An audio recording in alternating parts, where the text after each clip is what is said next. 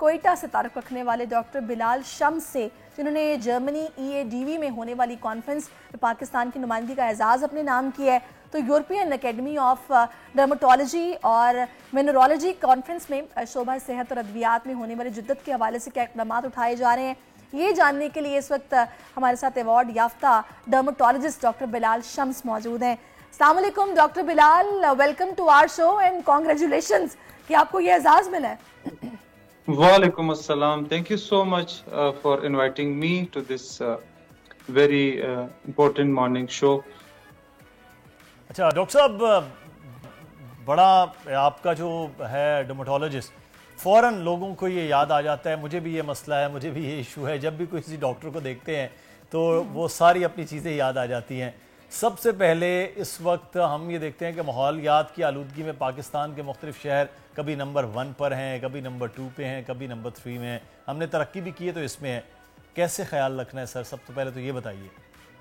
जी, आपका बड़ा इम्पोर्टेंट सवाल है माहौलियात के हवाले से।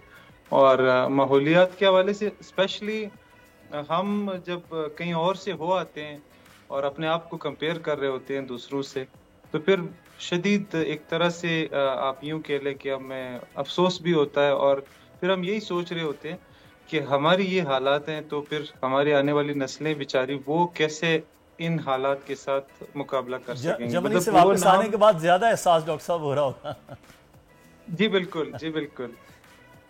अच्छा डॉक्टर बिलाल, मुझे ये बताएगा कि आपने पाकिस्तान को रिप्रेजेंट किया है, तो इस कॉन्फ्रेंस में जब आपने पाकिस्तान को रिप्रेजेंट किया तो किन इंपॉर्टेंट पॉइंट्स को आपने स्पेशली वहां पर हाईलाइट किया और रिस्पांस कैसा रहा? जी, बहुत अच्छा सवाल है आपका। ये जो इवेंट है इसको कहते हैं European academy of dermatology and venereology. दुनिया में कुछ ही मेजर इवेंट्स होते हैं जिसमें से ये एक बड़ा इवेंट है। अच्छा। इसमें वैसे नाम तो यूरोपियन है लेकिन दुनिया भर से इसमें माहिरीन आके अपनी राय का इजहार करते रहते हैं। यहाँ पे जो डिस्कशंस हुई थी या होती रहती, वो जितनी भी इनोवेशंस है हमारी फील्ड में, चाहे वो कोर डर्मेटोलॉजी यानी जो डिजीज रिलेटेड सब्जेक्ट है स्किन का, उसके हवाले से हो, या फिर जो आजकल जो जिसकी एक क्रेज है जिसको आप कहते हैं एस्थेटिक डर्मेटोलॉजी, जिसमें एंटी एजिंग पे काम हो रहा है। लोग खूबसूरत होना चाह रहे हैं, लोग उन इश्यूज से छुटकारा पाना चाह रहे हैं जिसमें से उनकी खूबसूरती मान पड़ती है, तो उस पे ज्यादा फोकस किया गया था। सही। तो आजकल ये एजिंग वाला जो फिनोमेना है डॉक्टर साहब, ये बहुत ज़्यादा हो गया है, तो ये कोई ख़तरनाक तो नहीं है? एक अब सहरिश हैं, अब इन्होंने जवान रहना है, ऐसे ही रहना है जैसे हैं, तो ये खतरनाक नहीं होगा कि एज के साथ साथ अगर कोई बूढ़ा हो रहा है? मैं कोई रेटिनॉल सीरम नहीं यूज कर रही, मैं कोई हाइड्रोलॉनिक एसिड यूज नहीं कर रही, तो मेरे कहने का मकसद इसमें यूज करने में भी कोई इशू नहीं है। ये भी डॉक्टर साहब से जान लेते हैं ना। बिल्कुल डॉक्टर साहब बताइएगा।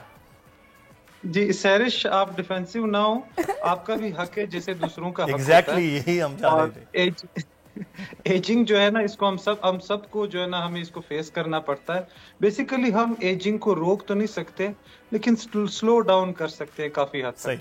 और उसमें हमारे पास आजकल आपने सुना होगा ये व्हाइटनिंग इंजेक्शंस वगैरह का। व्हाइटनिंग इंजेक्शंस बेसिकली ये most potent anti ageing drug है, ग्लूटाथायोन।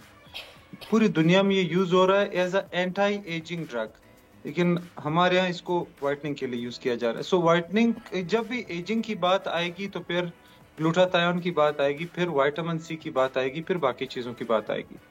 और बहुत इंपॉर्टेंट बात ये कि जो लोग स्पेशली, एक तो ये जो आप डिवाइड करते हो ना एज वाइज अपने कैरियर को, आपको ये प्रॉब्लम तब तक नहीं आता जब तक आप पढ़ रहे होते हैं, जब तक आप अपना करियर बना रहे होते हैं। जब आप करियर की एक खास हद तक पहुंच जाते हैं या फिर लाइफ में कुछ ऐसी इवेंट्स आ जाती हैं, किसी की शादी हो जाती है, फिर अपने आप को मेंटेन रखना, या स्पेशली कुछ ऐसे प्रोफेशंस हैं जिसमें मॉडलिंग है, जिसमें टीवी एक्टर्स, फिल्म एक्टर्स, ये सब, इसमें अपने आप को मेंटेन रखना, एजिंग को फेस करना, ये बहुत ही इंपॉर्टेंट हो जाता है। लेकिन डॉक्टर बिलाल, कुछ लोग तो क्रेजीनेस की हद तक चले गए हैं ना आगे, कि वो सिर्फ मेंटेन रखने की हद तक नहीं रहे।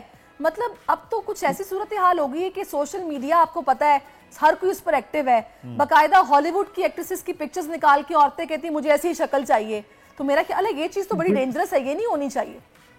जी महविश, हमारी सोसाइटी में बदकिस्मती से दो एक्सट्रीम्स हैं। या तो एक बंदा अगर कॉन्शियस है तो वो ओवर कॉन्शियस है, या फिर कोई कॉन्शियस ही नहीं है। यानी एग्जैक्टली हमारे पास ऐसे लोग भी आते हैं जिनको स्किन कैंसर काफी सालों से चल रहा होता है फेस के ऊपर, और वो बॉदर ही कहते नहीं हैं कि करते। चूंकि पेन नहीं है, इचिंग नहीं है, कुछ भी नहीं, तो वो बॉदर ही नहीं करते और वो एडवांस स्टेज तक वो बात चली जाती है। तो हमारी सोसाइटी में ये दोनों एक्सट्रीम्स मौजूद हैं, अच्छा, मुझे डॉक्टर दोनों तरह बिलाल का एक चीज क्रेज। जिस पर बड़ा आप खास है बात करना, बल्कि दो चीजें हैं। जी नंबर वन तो ये कि एक तो ये हमारे यहाँ जगह जगह स्टैटिक क्लिनिक्स खुल गए हैं। लोग ये भी नहीं देख जी रहे कि इस डॉक्टर के पास कोई सर्टिफिकेशन है या फिर एक प्रॉपर डॉक्टर है भी या नहीं। तरह तरह के फेशियल्स हो रहे हैं, हाइड्रा फेशियल, तो फलाना फेशियल, तो मैनुअल फेशियल, पता नहीं कौन कौन से फेशियल्स चल रहे हैं। जरा थोड़ा सा गाइड करें पाकिस्तानी अवाम को कि जी उन्हें क्या ये जाकर देखना है, सर्टिफिकेशन देखनी जी है, डॉक्टर के पास क्या होना चाहिए। जी ये बहुत इम्पोर्टेंट आपने सवाल रेस किया। इसमें हम जब मैं बात करता हूँ हम, it means we who represent Pakistan association of dermatologist, जिसमें हमारे मेंटोर्स हैं, प्रोफेसर्स हैं, जिसमें वाइस चांसलर्स हैं। वो लोग जो पॉलिसी मेकिंग में जो गवर्नमेंट को एडवाइस करते हैं, वो लोग शामिल हैं। सही So, fortunately, I am executive member of Pakistan Association of Dermatologists. हमने ये चीज फील की है कि ऐसे ऑथेंटिक वर्कशॉप्स, ऐसे ऑथेंटिक कोर्सेज होने चाहिए जो पाकिस्तान मेडिकल एसोसिएशन से रिकग्नाइज्ड हों। जब वो करें लोग, तो फिर वो जाके सर्व करें पब्लिक में। स्पेशली इसमें एक स्टेप लिया जा रहा है रावलपिंडी मेडिकल यूनिवर्सिटी में, वो पीएमडीसी के साथ रिकग्निशन की उस प्रोसेस में ऑलमोस्ट पहुंच चुका है कि वो अच्छा एक 1 ईयर का जो एस्थेटिक्स है उसमें एक डिप्लोमा अरेंज करवा रहे हैं, जिसमें पाकिस्तान और इंटरनेशनल जो ट्रेनर्स या टीचर्स हैं वो शामिल किए गए। तो इंशाल्लाह ये बहुत जल्द इस पे काम हो जाएगा और काफी मेरी हद तरफ तक से हुआ हुआ है। मेरी तरफ से मुदस्सिर से पहले आखिरी बात है जो मैंने पूछनी, फिर मुदस्सिर आपके जी हवाले। बस मुझे ये बता दें कि आजकल एक चीज और जो मैंने बहुत कॉमन देखी है, मुझे पता नहीं क्यों उससे डर लगता है, आप बेहतर बता सकते हैं कि ठीक है या नहीं। एस्थेटिक सर्जन्स ने अब कॉकटेल ड्रिप्स लगानी शुरू कर दी हैं जो कि एनर्जी बूस्टर्स हैं स्किन पे ग्लो के लिए। ये कितनी फायदेमंद नहीं, या फिर ये एक बस पैसे कमाने का एक सिस्टम है जो चल रहा है? सरिश, बदकिस्मती से ये स्लिमिंग ड्रिप्स, ये वाइटनिंग कॉकटेल्स और ये सारी चीजें, ये बुकिश चीजें नहीं है, लेकिन प्रमोट होती हैं। लोग अपना बिजनेस प्रमोट करने के लिए भी करते हैं। जब सही आपको कोई विटामिन डिफिशिएंसी हो या किसी चीज की जरूरत हो तो उसके अलामात होते हैं। हर विटामिन जितना इंपॉर्टेंट होता है, जितनी उसकी नीड होती है, टॉक्सिसिटी भी उतनी ही खतरनाक है। यानी कि किसी भी विटामिन का इस्तेमाल जरूरत के हिसाब से होना चाहिए। सही लेकिन यहाँ पे बदकिस्मती से न कोई टेस्ट कराया जाता है, न उसके साइन सिम्टम्स देखे जाते हैं, और लगाए जा रहे हैं। ये अनएथिकल प्रैक्टिस है। इसकी हम बिल्कुल भी मतलब हम इसको प्रमोट करने को गलत समझते हैं। अच्छा डॉक्टर साहब, ये अभी मौसम चेंज हो रहा है, सर्दी का मौसम आ रहा है, ये तो हम बात करें नॉर्मली हर बंदा जो है वो लोशन वोशन इस्तेमाल कर लो ठीक हो जाएगा।